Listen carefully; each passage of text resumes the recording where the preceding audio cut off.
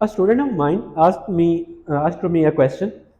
Sir, why cation contain positive charge and anion contain negative charge? We know about the ions. Basically, any species which contain some charge, which bears some charge, that is referred as ion. It can be categorized into two forms: cations and anions. Basically, the purpose of creating this video is to explain the answer of that question. And the lecture on ions is already given on my YouTube channel. I will share the link in the description. What are cations? The species which contain positive charge, these are cations. The species which contain negative charge, these are anions. His question was, sir, why cation, like as sodium cation, H positive, which is referred as proton, anion, chloride, ion, oxygen, why they contain positive charge and they contain negative charge? Why it is not like so that cation can also have negative charge and anion can also have positive charge? We may write on it, on losing any electron we can use the abbreviation smaller units or smaller letter L. Why we cannot use them? So the answer is hidden in itself, that whenever any atom loses its electron, it will bear a positive charge and it is referred as cation. And whenever any atom will accept one electron, one or more electron, it will form anion.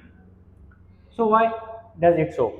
इस तरह से क्यों होता है? तो इसका answer ये है कि if we talk about sodium, the atomic number of sodium is 11.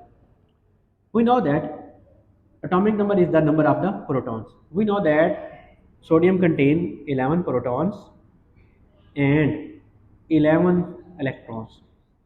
The number of positive and negative charges is always equal in a neutral atom. And in that case, the atomic number of chlorine is 17. It means it contains 17 protons and 17 electrons. That charge was balanced in neutral atom. 17 proton was attracted by 17 electrons and 11 protons was attracted by the 11 electrons. When we change that balance, we remove one electron. There were 11 electron and 11 proton. When we remove one electron, then there will be 10 electrons in sodium cation. It means one proton is more in that cation. So the charge on the proton is positive. So that's why we will have to write that positive charge on the sodium cation. That balance was maintained in first, but we disturbed that balance. That's why we will have to write that positive charge on the cation.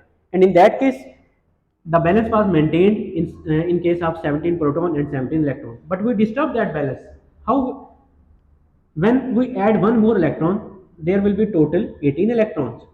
But the protons were the same. These were 17. So 17 protons was attracted by the 17 electron.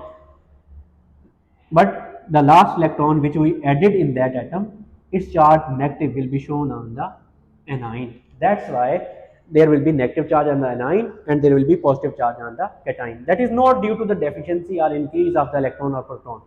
That is not due to the deficiency or increasement.